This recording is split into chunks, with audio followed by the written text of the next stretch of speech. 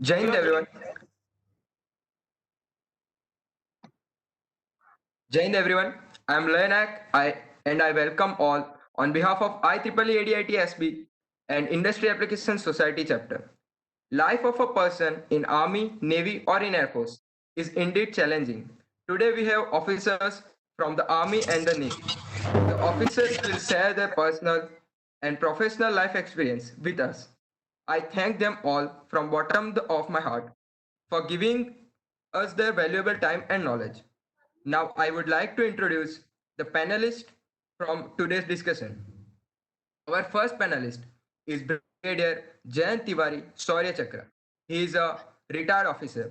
In 1997, he was awarded with the third highest Peacetime Gallantry Award, Shaurya Chakra, by the President of India. Since we have many NCC cadets today connected with us, I would also like to share that he has served in NCC for 3 years as a group commander in Maharashtra. He served for more than 30 years in challenging combat zones. Welcome, sir. Our Thank second you. panelist is Colonel Amitabh Shergill, who is also a retired officer. He is an armored corps officer and leader with 20 plus year of expertise. He has demonstrated track record in strategic planning and execution, people management, security operation, and program management. He has always been passionate about leading and developing large teams and strengthens the organizational capabilities. He has also been involved in sports management throughout his career. He has mentored sports team as well as the athletes of NDA during his instructional tenure. Next, we have Commander Manish K. Tyagi, who is a retired Navy officer. Now, he is a stand up comedian. He has done more than 300 solo shows eh, till date and is a 14-time TEDx and Joe Stock speaker. He has huge fan following on YouTube. He has some very funny tales to share from his life experience. His style is full of unprecedented stories blended with wit and humor. So we are waiting for your third video on Naughty Tales by Manish Tyagi. Our next panelist, Dr. Major Rupinder Kaur, who is now retired, has done various roles in her career with equal ease, from being an army officer to being an learning and cultural architect in the corporate world. Whether serving at 15,000 feet in Gurez Valley of Kashmir or finding her way through the corporate ladder in prestigious consulting firms, a result driven, empathetic approach has helped her steer her career for last 18 years. Our fifth panelist is Romil Barthwal sir. Romil Barthwal is his name, but charm, adventure, and humility are his middle names. He is a paratrooper, and only by this we can imagine the fitness and endurance level of he has. He has run many marathons in India as well as overseas, including high altitude marathon in Leh Ladakh. Apart from that, he has also done whitewater rafting, bungee jumping, duathlon, kayaking, parasailing, and paragliding. He has done 9 mountaineering expeditions as a team leader, culminating with summiting the mighty Mount Everest in summer 2019. Welcome, sir. A moderator is the heart of the panel discussion. And when we have a moderator like Colonel Amit Verma, it is a cherry on the cake. He has illustrated his dedication for the Indian Army, where he has provided his service at multiple positions, including head of operation security, admin, and HR at Northern Border. We are indeed overwhelmed to reveal that he has also proven his mettle of head of operation, contract compliances, and logistics for United Nations. Welcome, sir. Now I hand over the discussion to Colonel Amit Verma, sir, and request him to moderate the discussion. Thank you. Thank you, Jay.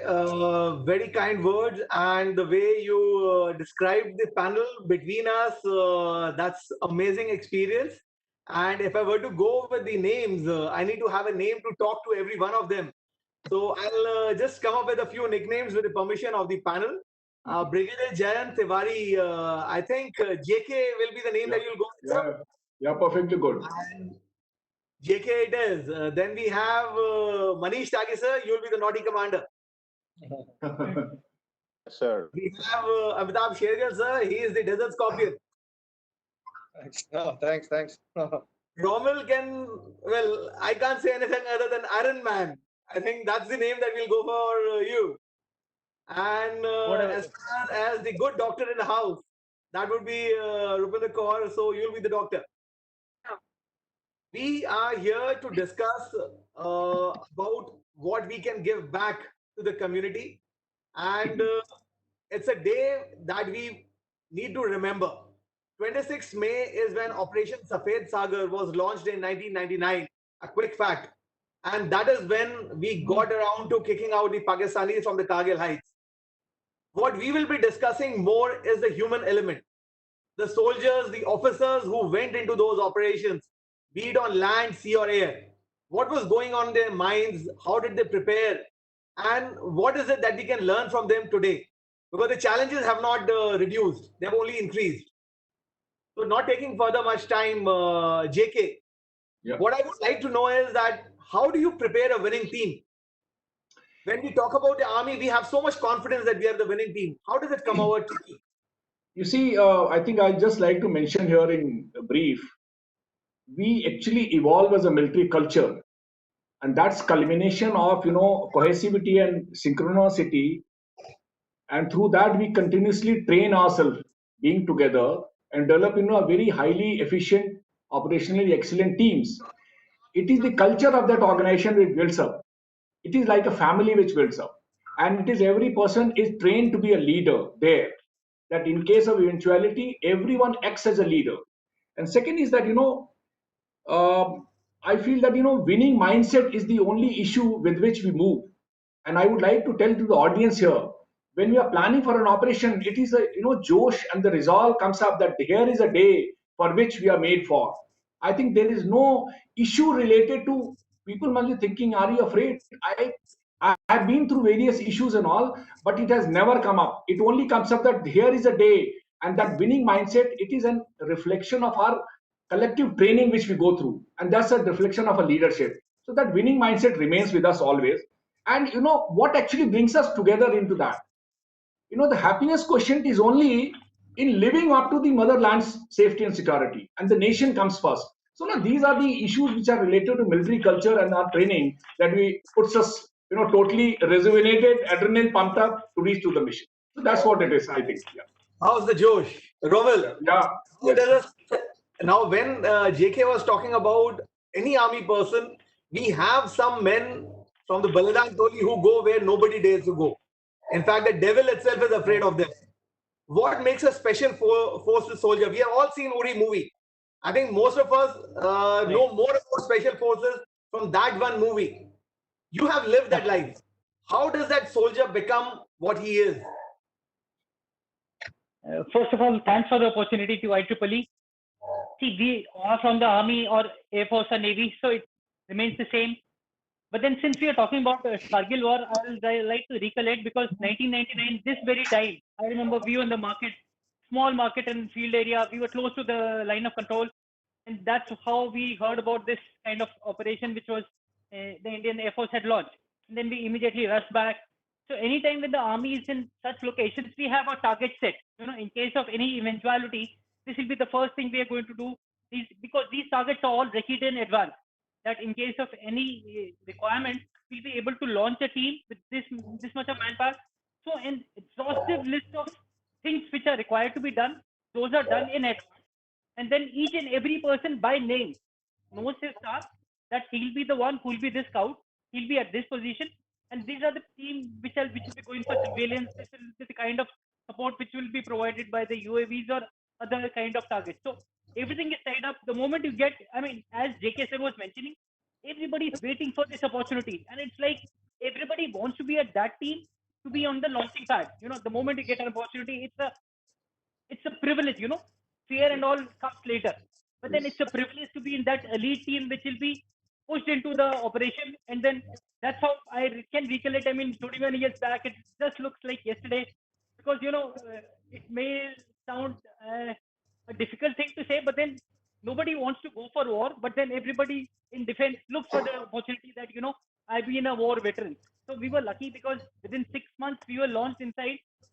We came to know that Kargil had happened, and unfortunately, but then it's part of life. A lot of my coachmates had died, be it Lieutenant Sumit Roy, be it Vijay Thapar, a lot of coachmates. Because, it really hurts, but then that's what we get trained for. As JK sir was mentioning, we get trained for fighting such things, and we long for such opportunities. That the moment you get an opportunity, you were there to prove yourself. You're there to prove your team. Country and all, everybody cares so much. But then it's the man who's there on your left, who's there on your right. You fight for them, and then the way we have unity is that, and that kind of thing. That is the real thing which you all crave for once you're in the army.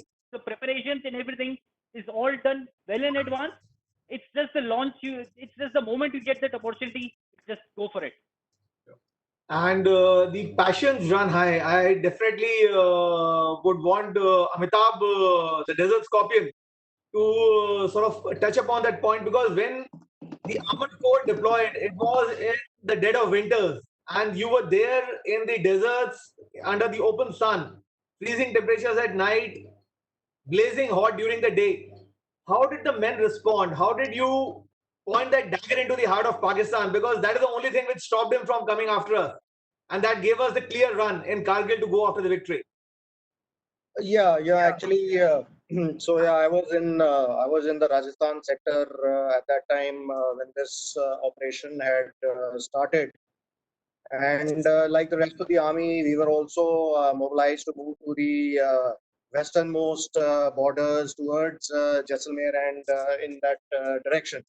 And yes, you're always, while you prepare for all these kind of things, definitely you're always also unprepared to, because when it suddenly comes onto you, when the hammer actually falls, it requires a lot of, preparation, mindset change. You all have apprehensions, definitely. It's a natural human tendency. And, the armored, and when the tanks actually finally, when they are the ones which are moving, then it actually implies a very serious implication, particularly when it is in a land battle, because the land battle is actually led by the armored, the tanks, the mechanized infantry, and the infantry follows. So that definitely, the movement of the armed forces in terms of the armored corps has an impact on the enemy as well. As far as the men were concerned, the build-up was always there. The build-up was there. The mindset, was being built up by us. They were all gung-ho about going, because, all of them were, very passionate about, that we need to do something for our country. Definitely, weather plays a very, very major role. When we went, it was, almost 0 degrees at night, and you're facing 30, 40 degree temperature during daytime. And when we were deployed also in the summer months when the temperatures go beyond 50 degrees. And you imagine you're working in a tank, but the passion didn't fall even one bit. The men were at it. It takes a lot of effort to load the ammunition, big missiles and rounds which are loaded into the tank. But at no point was there even one bit of flagging. So as far as passion was concerned, I think we were right there. Yeah. And when we talk about putting the fear in the heart of the enemy, a quick fact here. The PM of Pakistan, Nawaz Sharif, when he was asked in July why he did not go for all-out war, he says, "6 दिन के तेल से मैं कितनी लड़ाई करता." He said it in Punjabi, and he put some beautiful words of here and there. Expletives in Punjabi are quite poetic. But he was congratulating, in fact, our Navy, because Navy held the neck of Pakistan and their economy by deploying out to the sea. Here I would like to ask the Naughty Commander, what takes for a ship to put out to sea? Because it is a piece of machinery which is unrivaled in power and technology. So, yeah, it takes as many days of tail you have, right? So, दिन नहीं है तो जहाज कैसे जाएगा? पानी भी चाहिए. Just kidding, all right. Yeah, so Warship is a very, so first of all, I'm very honored to be here with, all you guys who've been there. I have absolutely, like you rightly said, we've seen Uri and understood what you guys do. Navy is a little different from that perspective. But to build and mobilize a warship, I think it takes a lot of effort and a lot of coordination at all ends because all the warships are in open sea water and the salt water and the environment is very corrosive in nature and there is equipment, the ships are aging. It takes to keep them going, the operation maintenance aspect, because I'm an engineer, okay? So from my perspective. So, and I'm the guy who's churning the propellers because if I don't do that, the ship doesn't move, okay? And I also control the oil and tail, like you said. But the point is, coming back to is that it takes a lot of planning and putting everything together because you just can't afford to go out and see, like with one propeller not functioning because you have to have all your engines working, you have to have all your equipment working, you have to have your men who are absolutely at the highest point of their morale because they understand. See, Navy hasn't really faced many wars because I understand this thing. And if you see across the globe also, it is not really the Navy which goes out all out at war because when the Navy is involved, that means it is really escalated at that level, right? So even if I'm on a warship and I'm crossing a Pakistani warship at sea, we don't do anything over there, unlike what we see in army where somebody could fire at you because yahan to pura jahaz dubega and it's going to be an escalation at the next level. So yeah, so coming back to that is the point is to put everything. So we do whatever best we can do in terms of all the equipment has to be at 100% efficiency and functional, spares on board, ready to repair it on board, and then just have a very high morale of men because so what happens is during this time the sea starts getting a little choppy also. And I've had, there are people who get very seasick, and it's no fun going out at sea when the ship is having three motions, the rolling, pitching, and you understand that rolling, pitching. So we got those three motions, rolling, pitching, and yeah, and yawing, and it is like a corkscrew motion. It's like you're opening a wine bottle. Aapke peet mein na, somebody you start feeling like throwing up. So it's very, very, very difficult to keep the morale high of people who want to. They can't eat. मतलब आपको chicken biryani रखी है खाने का मन है but you're vomiting on the other side, so it's not easy to be there. It looks very very glamorous, but to keep the morale of the men high at that time and all the equipment and functioning and be able to be there and to repair it at sea when things go wrong is something which a leader requires to keep it in his mind and motivate his men to be like that, and that's how it is, I think. I think the term is very apt. Ship has sailed. Once Yeah. you have deployed. And what better way to understand the importance of medical services? If you deploy a fit person to war, you have to keep him medically fit. You have to make sure that the war effort does not get impeded, which means that you have to keep that person fit before the war started, during the war, and even after it. So the doctor in the house, what is it that is a challenge? Because medical services are difficult to come by in a normal scenario. How do you have the medical services being given in the face of the enemy? How does that work? A doctor, when he is being fired upon by the enemy and you're still looking after your patients. What have been your experiences? So again, thank you everyone for having me here. And interestingly enough, while all the rest of you are at the forefront of what we call the war per se, or the people who are actually in front of the bullet, we are supposed to be the enablers, right? Typically in a corporate world, we are the ones who have your back should you come back in a state of injury or in a state of sickness. And that's also something very critical, especially when you are at the forefront. So, in a typical war zone or the field areas that we call, with respect to a medical setup, we have something which is called as a field ambulance. And the mantra, Amit, here, when we are deployed at that point of time, when our people are at the front, is largely threefold, what I will call. While you guys are at the front and one of the doctors may be accompanying, the ambushes or other fronts that are there, the mantra for us is train, train, train, as imagine all possible scenarios of crisis that can happen. Imagine all possible scenarios of wounded people who can come on back so that we have to kind of be on our toes. You do mock drills, you do stand rules, you do, whatever you do to ensure that whenever the casualty happens, you're right there and ready to handle it. in a time where the people can live to tell the tale. So the idea for us as medical support is to ensure that whoever comes back to us, we make them fit back again, not only to live the tale, but maybe to also fight back again when the enemy comes, knocking on our doors again. The second thing I would definitely want to do, and what we do for to prepare for the war, is something which I call have a backup plan. So every soldier in a medical unit, whether or not he or she is a technician, a nursing assistant or a doctor, is trained on something which is called as basic life support. So let's say, for example, we have a huge number of people coming to us, and the capacity is not enough to handle those. Each one of those people are trained to keep people alive for that moment in time, to ensure that when the doctor is ready, they can be kind of taken, in that sense. Another thing that I would like to add here, interestingly, as much as you prepare, and I have to admit it, the best laid plans will sometimes fail, especially in a war. Yeah.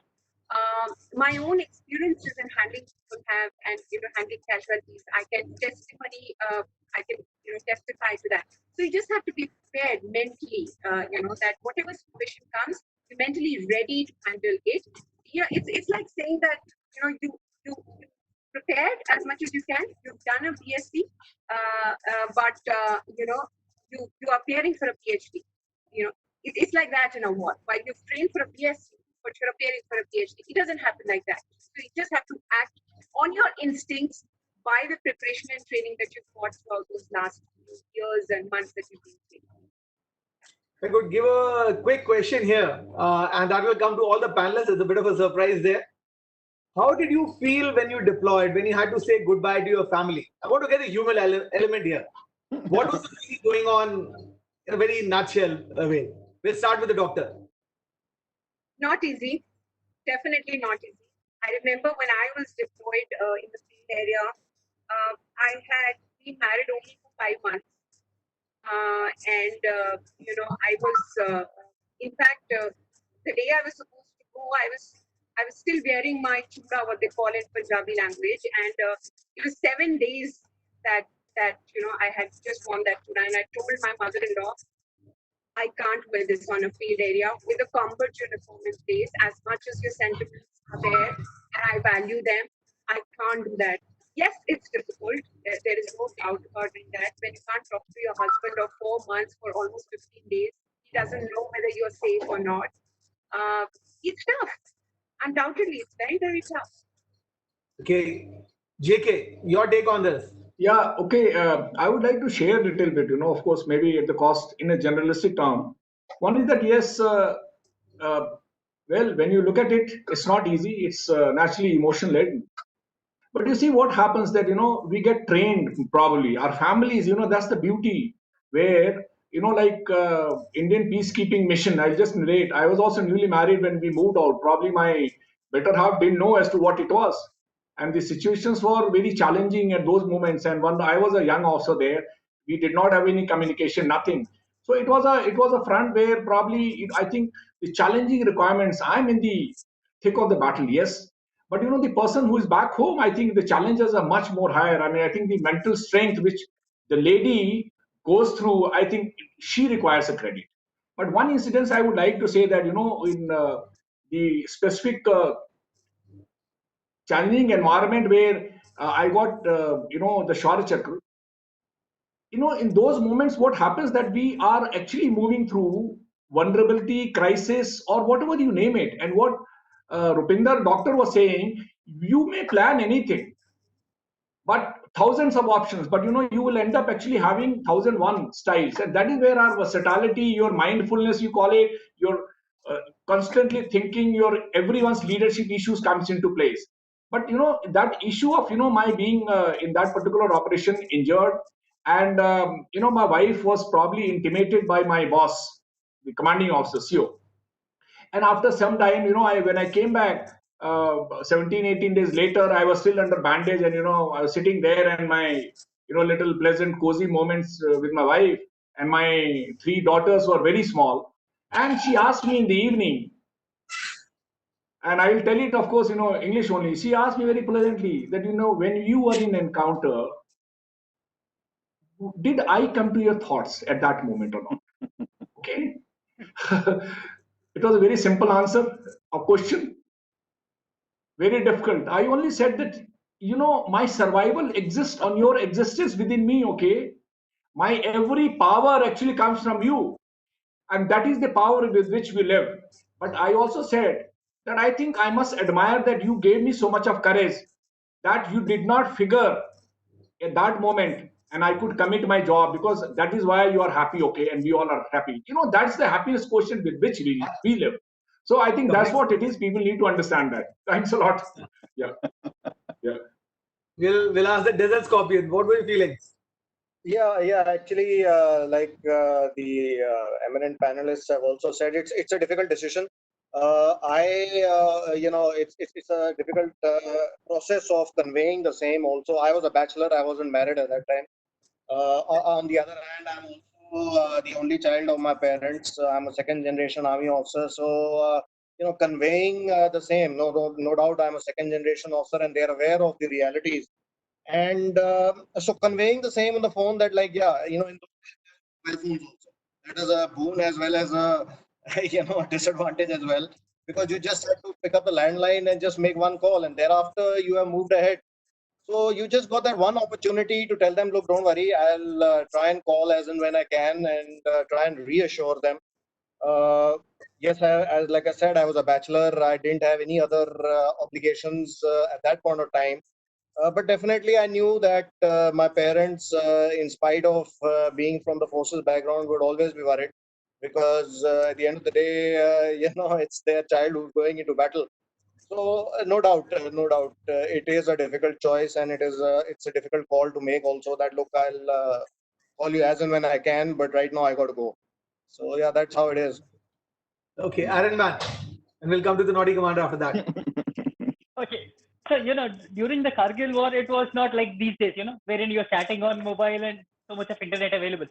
I distinctly remember December was my commissioning. January, I went to the unit. And from January 1st till about February mid, there was never a chance I could speak to my home. There was no telephones, nothing at all. It's just that we used to write letters on a daily basis on that 4G envelopes which were there.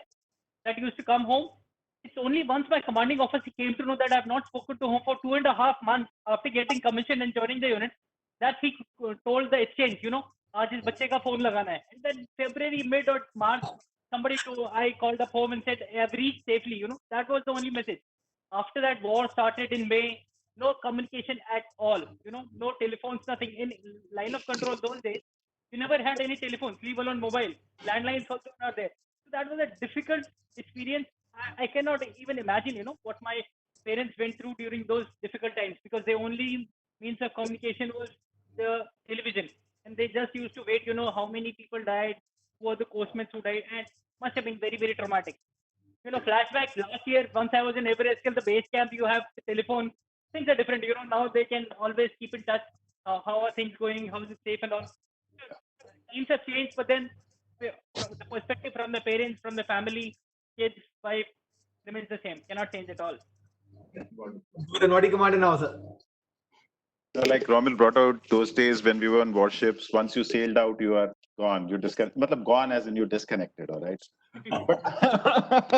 But I look at it very differently from, in the perspective of marriages. You are newly married and you're married 20 years. There's a huge difference, man. Commanding officer of a ship could be married 20 years. So I've heard this, one of the ladies speaking in a party, yaar, aajkal to ye sail karte hi nahi hai, yaar, kya kare? So it's a matter of getting used to it. I think a lot of, the forged wives, I think, get used to being by themselves. Their survival instinct is dependent on each other. And their support system through AWA, NAVA, or Air Force Wives Welfare Association is phenomenal. And I think beyond a point, if your husband is sailing like 6 to 8 months a year, and if he's in an operational warship, I have realized that a lot of women don't want their husbands to come back home so often anymore. Because it comes in the way of, अरे यार आज तो हमारा party थी वो miss हो गई, वो घर पे उनको चाय पिलानी पड़ेगी. You know what I mean to say. But having said that, yes, there are challenges, because once you are out at sea, now again, like you said rightly, Romil, times have changed. mobiles hain, people are allowed to make calls from, I think, and there's emails available. तब तो गए तो मतलब you are sailed out and you'll be back in whichever number of days.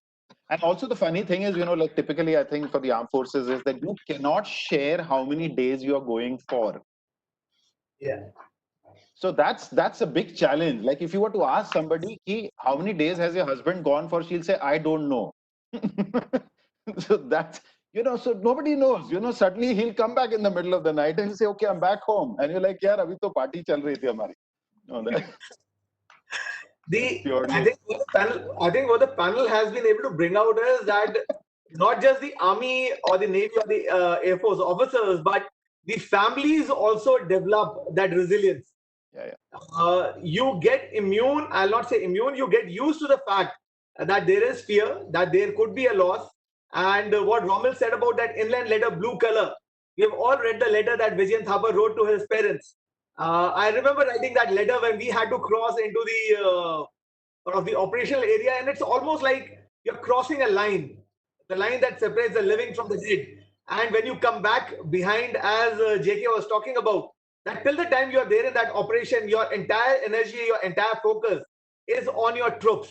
And this is where I think I would pose the next question, which would go to Romil.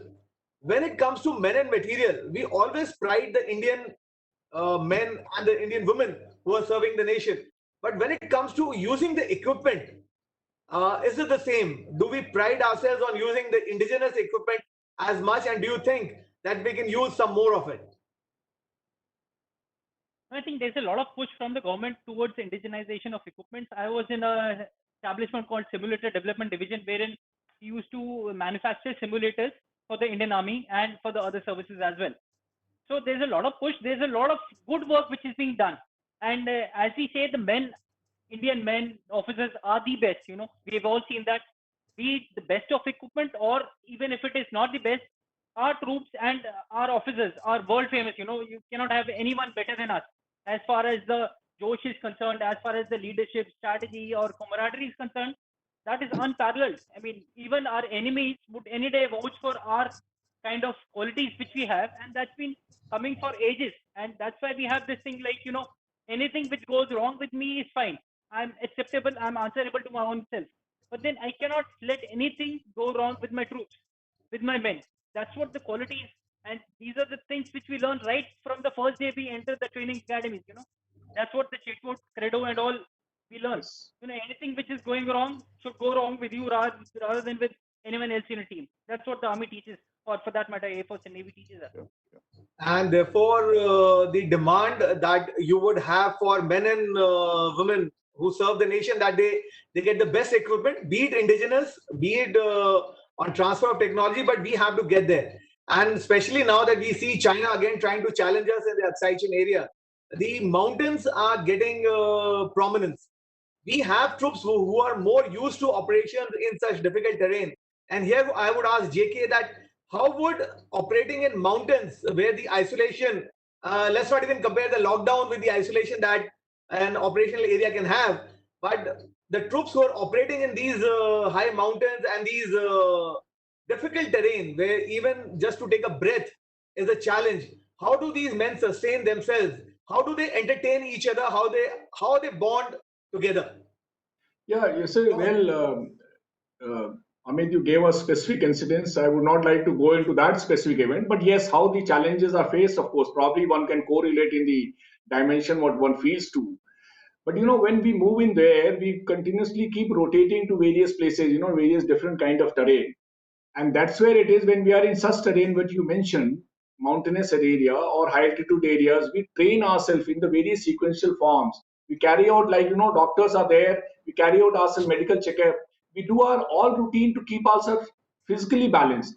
As far as the, mountains have, the strategy and tactics of operations also, shifts and gets modified.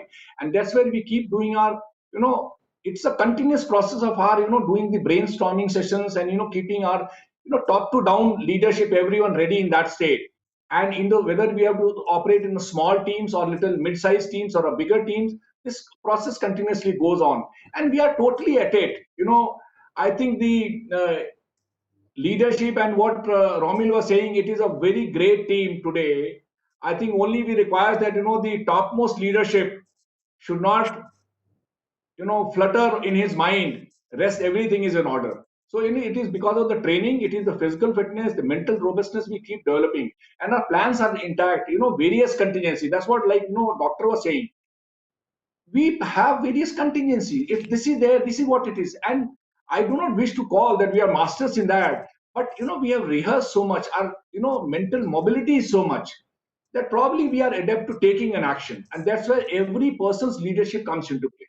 So that's what I think I want to put it there. That I think it's a challenge which we love to beat it as an army man. Yes. So of course, there are various dimensions. We remain prepared for it. Yeah, Amit. Yeah. Thanks. Definitely, there is that we have to be prepared. And here I would direct a question towards the doctor, that when it comes to man or the machine, is it more difficult to keep the man going?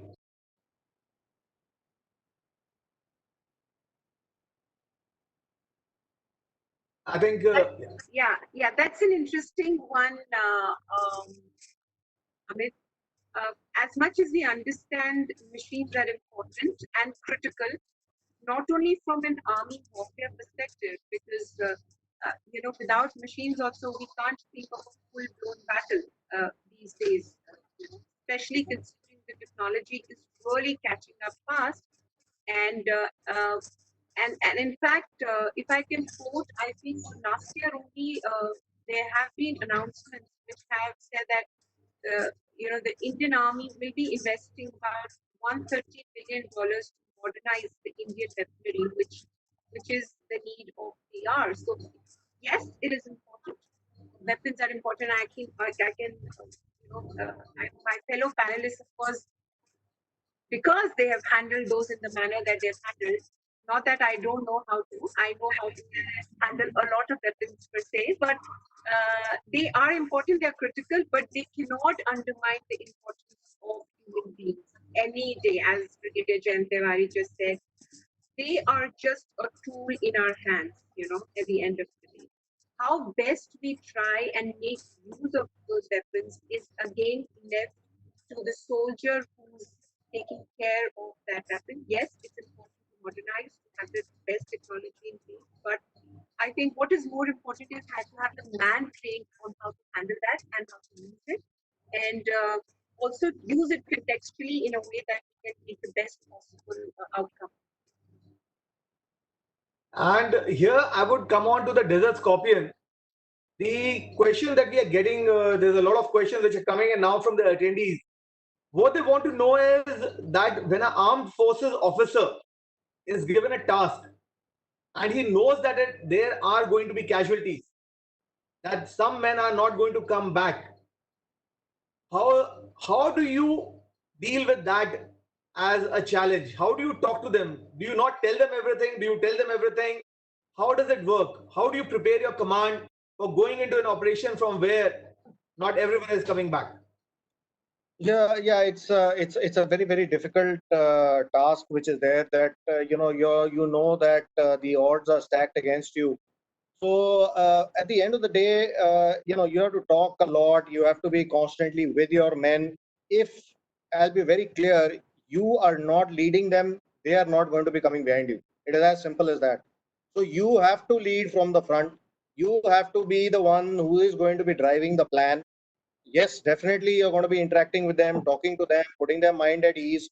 You may not like to share certain critical aspects of the plan with them because you're fully aware of what could be the implications of the same. You tend to bring up a feeling of jingoism and a feeling of pride in what you're trying to do. So as I said, it's a lot about how you use your words and how you act. At the end of the day, if like I said, you have to lead them. If you're leading them by, as you have seen in the Kargil war also, why did we lose so many young officers? Because they were actually leading the battle. And only if they see that, the officer himself is going to lead the lead charge, is then that even the person at that point of time who is 50-50 or whether he wants to do it or not will definitely follow you. So as I said, you have to lead. A quick fact here. I will not call it a fact. It is a statistic that should remind us about the sacrifices that both our men and officers have made, because we come from the same society. But when it comes to being an officer, the expectation from you is higher. I don't know of any officer who would go back to his CO and say, I lost a man, but I came back alive. And in Kargil, the figures, and I'm quoting the Indian Army figures here, 26 officers dead for 527 Jawans. That's a ratio of about 1:20. And when it came to wounded, the figure is 66 officers wounded to approximately 1363 Jawans. Again, a figure of about 1:20. Just to put it in perspective, there is no officer at the platoon level. When it comes to deployment, the number of the ratio between officer to men would be approximately 1:60 at best. Below that, it really is very difficult, except for the special forces. And here, Romil, there is a question which came up. I would come to JK just after this. Romil, somebody is asking, do the technical arms get to fight in the same way and share the same dangers as the man on the front? Would you try to take that on? I have my own spin to it, but I'll like to like you to sort of cover it. Are the dangers same or more? See, so technical arm is different. So your main role is to support the people who are in front, who are taking the brunt. So they'll not be exposing themselves to the enemy, but then given an opportunity, they are. I mean, in cases of, in situations wherein the technical officer is there because of being in FRI, in a Rashtriya Rifles, on such locations, they do operate. But then given an opportunity, when there are other officers who are more competent in the manner that they've handled it in a much better situation, they're trained for that, then they only will be going for war. The technical officers would be there for supporting whatever roles they are best at. So that's my take on this, Amit sir. And my take is to the audience, please do not go with war as being a sort of a one-sided affair, that two people come on a battlefield and play football against each other. It's an unfair fight, which means that the other side will be trying to kill you any which way they can. The bullets and the bombs which are coming across the LOC or the border will not come for only the fighting arms. Anybody and everybody who's there. It is something like what we believe in Corona, that pillion rider ko Corona nahi hoga, या car में 4 लोग में 2 लोग हैं तो बाकी 2 को नहीं होगा. Please, it doesn't work like that. Everybody who goes into battle, be it the technical arms, be it the fighting arms, we share the same danger. Some share them more than others. Rupinder, doctor. No, I was just going to add, while Romil said what he said, and that's true, I just want to narrate a quick experience. I remember I was posted in Kupwara, P280 ambulance, and X unit was laying in ambush that day, and typically they don't take doctors along, right? As Romil said, neither do they take technical people. But that day, I think it was supposed to be a big one, and there were issues that they wanted to kind of ensure that there is somebody from the medical, because they were going far into it. They wanted somebody, if somebody can come and actually tend to the basic life support kind of thing and help them achieve it. And believe you me, Amit, all the doctors there in the unit, there were 3 of us, I remember, 2 male officers and myself, we volunteered to do that. Unfortunately, at that point of time, female officers were not really kind of were allowed to go into close combat. But one of our male doctors did go for that ambush that day, I remember, and was there right at the front. So rightly so, when you mentioned that it's not something that you can decide whether you want to face the enemy bullet or not. It's a given, and in fact, people who are there, it's a matter of such pride to be able to be in that situation where you can fight for your issue. So that's the only bit that I wanted to add. Thanks. Taking the discussion back to JK, we have a lot of questions which are coming up on the tour of duty as it has been announced by the government. Especially as you would have seen after the Uri incident and the Pulwama attacks, that the patriotic fervor in the population and the citizens is very high.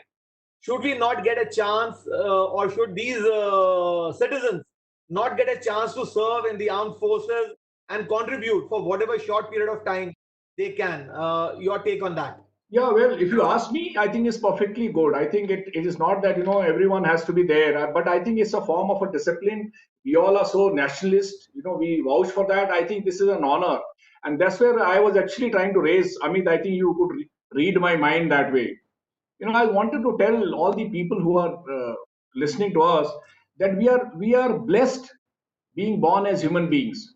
But some people are asking, sir, what is the difference? I said, well, when I become soldier, probably out of that human beings who are blessed, I think I'm, deliberately much more blessed to become a soldier. You know why? Because soldier, when we go there, we know it. I think you all will agree. I think the fear of, there's nothing failure or something. We only look forward that how I have to achieve that. And that's what I say that, soldier is so blessed. You know why? Because when he climbs up, either he raises the tricolor there, or if he dies, he gets embraced by the mother earth, or he gets wrapped up in the tricolor. I think that's a very divine sort of a thing, ultimate. So soldier never, he always outperforms everyone. So that's the beauty, I think, and that's the passion. If anyone has it, I think they must join army, okay? Or army, maybe Air Force, all that. So that's what my take is. Commander, please.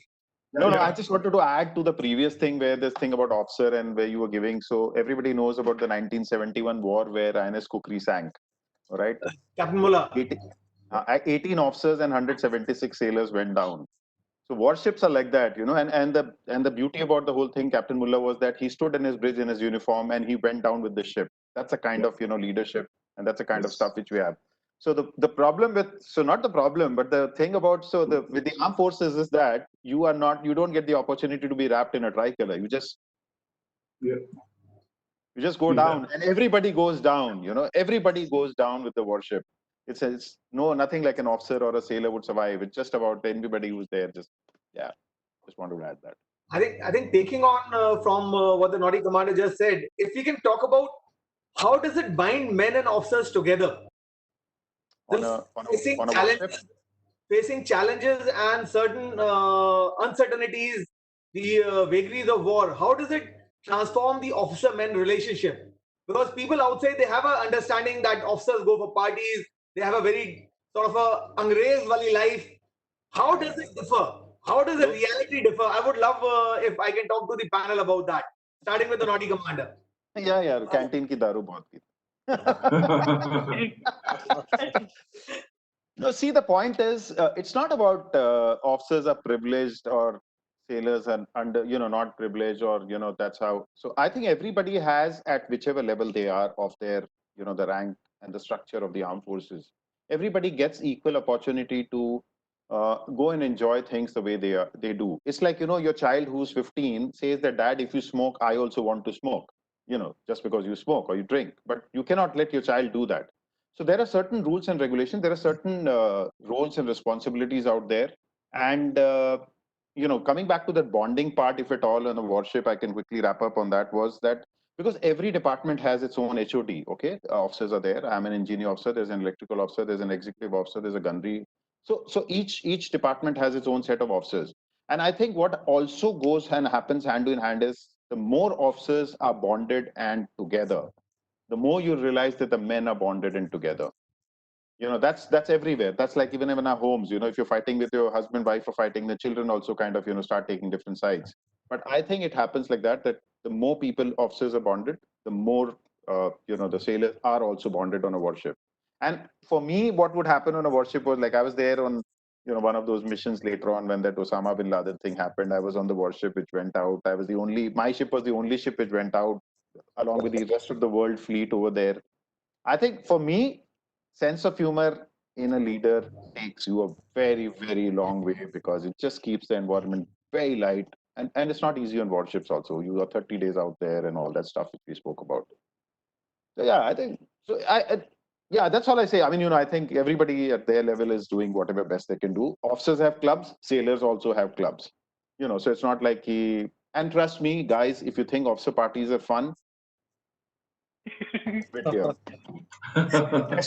rest my case here completely. And doctor's laughter speaks for itself. I'd go with the Desert Scorpion. How does the officer-man relation transform, and any two qualities in an officer that you would want to share with the audience, many of whom are defense aspirants? Yeah, so I was just listening to the Naughty Commander as well. You know, the bonding between the men and the officers. I think this is the only profession across the world, where this kind of bonding happens. You know, otherwise you have very hierarchical structures in, you know, various kinds of fields and everything. Whereas out here, right from the time you have joined the army as a in those days, in those days, you used to join up as a second lieutenant, and even till the time you command your troops with 20 years of service, you're still playing games with them. You're still eating meals with them. You know, I'm a firm believer that you know, you learn the best life lessons on the sports field. You're playing sports with them right from the beginning, and you know, you're pushing and shoving each other, trying to win. That's how you build the bond with them. And similarly, you know, you social interactions, the officers clubs may be there, but if today you have that same for the men, you have it for the junior commissioned officers. So there is absolutely nothing lacking out there, and that is how, you know, you build up, you come to know about individual qualities about a person, and you come to know, you know, the personality traits of a person. What are his strengths, what are his weaknesses, without even having to ask him, by just doing these kind of things. So I feel some of the two qualities which I feel are very important, that is my personal view. Obviously discipline is one of those, very important. The second is integrity. And if I was to add a third, then if you're a sportsman, you always have an advantage. If you're a sportsman, you'll always have an advantage vis-a-vis a non-sportsman in bonding with the men. And here I would caution playing solitaire or Ludo during the lockdown of the sports. Romil, two qualities in an officer, and the part about how officers and men bond together in a crisis. Okay, so what I want to say, from here on WebEx, it looks difficult and difficult to imagine, you know, the kind of bonding an officer would share with a Jawan. But then once you are in field, once you are with them, you know, like last year we were on Everest, and before that we were there training for one of the expeditions. There was a time we had to wait for 3 days at the summit camp, waiting because we couldn't have gone down, thinking, okay, we'll give it another shot, we'll give it another shot. And there was a time we were left with one packet of Maggie and 5 of us were there. And those times you don't say that, you know, I'm an officer, I'll eat, and you just keep watching it, or you eat only the masala part of the Maggie. So that doesn't work. You know? So once you are there in such situations, be it an officer, be it a Jawan, all are same. Yeah. Nobody can say that this guy is an officer, so he'll get certain privileges. We are not officers. So it's very, very vague once we speak from here. But then once you are in field, be it a sports field, be it any kind of challenge, on challenging times, it's all same, no hierarchy at all. Regarding the qualities, I would say what differentiates from a officer as a leader and others would be, one is, you know, you need to have 100% trust in your Jawans, and similarly the Jawans would have it on you. You know, if you have trust, everything is going to fall in place. You know, we had so much of trust in our training for Everest that we knew, you know, I remember the Prime Minister asking one of our team members, "Beta, tumhe Everest ka kaisa laga?" And the person said, "Sir, hum upar gaye, वापस आए, पता ही नहीं चला." Because this was the kind of training these people had done. And again, Modi ji was like, "Zap, you know, क्या कह दिया, हम इतनी देर से लगे हैं कि इतने लोग मर गए वहां पे." Last year, 11 people had died. And ours was a team wherein all 14 submitted, all 14 came back, not even one scratch. So one is trust. Second is your risk-taking capabilities. So if you have calculated risk-taking capabilities, you know, that is one thing you look up to an officer, because somebody has to take a lead. If there are 10 men or 20 men, so somebody who's going to take lead, and that leader has to take some calculated risk so as to succeed. You know, if you don't take risk, your challenge is not worthy enough. So that's my take. Over to you. JK. Yeah, well, I would like to, of course, a lot of issues have been covered. I would like to say that, you know, when we get commissioned also as an officer, generally the tradition has been there and we have been part that we go and stay with the troops, okay? It's not that I become an officer, maybe for a month or two, and I end up doing same activity. I sleep on the same floor, bed, and, you know, use the same toilets, and we be there. We exchange the sweat, you know, that's the playing portion comes up.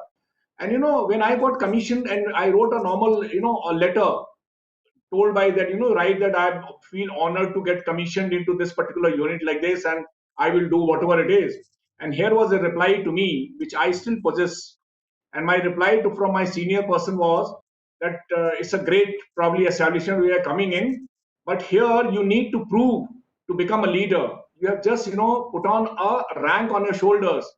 Don't think that you have become a leader. And that's where it is. It actually shook myself as to what is this. When you went there, you started living them, you played with them, you wrestled with them, you learned the weapons. What I learned, it was not something. And there have been moments where you have to actually be better than your men everywhere. You have to develop the potential of believing in themselves, each and every one. Then only they feel self-inspired about it. There have been times where we have been there, and I remember one of the incidents where we were training for something, and those guys, they said in the evening, sir, tomorrow we will not go for doing this because we have got a lot of rashes and blisters on our back. I said, okay, I think it's okay, but I was too junior to take a decision. So what if I would have told my senior? Probably he would have volleyed that, come on, youngster, this is not done. So I just called him. I said, anyway, let's take off our t-shirts. And we all took off our t-shirts. And I turned. I said, well, if anyone who has more blisters than me, I will take the courage to go and tell my senior. So we all laughed it. I say, yeah, let's not put ourselves in trouble. Let's move, okay. So these are moments that we move, and we are great friends. Let me tell you, our soldiers and we. I think my adrenaline gets pumped up in talking this. I think we all. So that's what the camaraderie is there. Yeah, I think that's what it is. Amazing, sir. I think you said it there. It's only when we share sweat in peace, and when we share the food, the same living, and when we go to war, we actually learn to operate as one team. And I think we can reminisce about our lives, our careers, our experiences for all day long. But here we have had an amazing hour. And before we sort of break, I would like to summarize a few things for the audience. What you've got from the panel is a unique individual perspective. We had the doctor, the Desert Scorpion, the Naughty Commander, the Iron Man, JK, and yours truly. But everybody shared one passion. We lived and fought for that tricolor. And as JK very succinctly said, या तो उठा के लाएंगे या लिपट के आएंगे, लेकिन लाएंगे साथ में ही. And that was the credo that we had, that we will get the job done. And there are many questions which are taking on the tones of what's happening with Pakistan, what's happening with China, why has the army not been called in for supporting in the pandemic.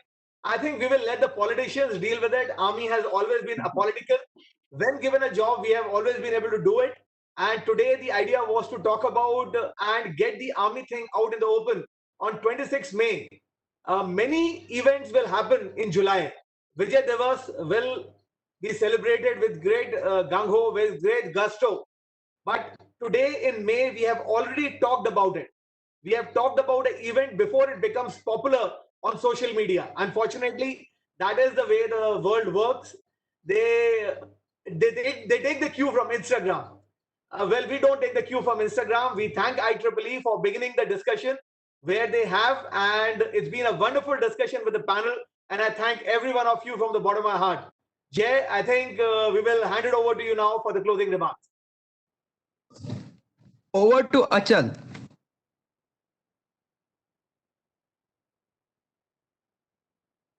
Thank you, sir. First of all, I would like to thank our principal and branch counselor who welcomed this panel discussion and granted us permission to host it. Secondly, I would like to thank all our panelists and moderators that they gave their prestigious time to us and became a part of the discussion. I must say, this was the first time for us that all the speakers gave their confirmation within a day. I think this is the thing that makes them different from us civilians. Sir and ma'am, thank you very much again. Thank you. There is a key person among us. I have to thank him because he has worked very hard for this event, and that person is Sarthak Shah. Thank you very much, Sarthak Shah, for all your support. No event can be hosted without the audience. You all have been an amazing audience. You participated well and asked many valuable and insightful questions. Thank you all for joining us in this event and making it a great success. Thank you. And last but not least, on behalf of Leh Nayak, I would like to thank the entire team working behind this e-panel discussion and evening with Armed Force of Warriors, starting from design team, content team, the social media handler, website handler, and the entire publicity team. Thank you very much, everyone. I would like to conclude this event now. Stay home, stay you. safe. Jai Hind. Thank you. Thanks, guys. Bye bye. Take care. Bye-bye. Pleasure meeting all of you. Thank you. Bye. Thank you. Thank you. Thank you, all of you.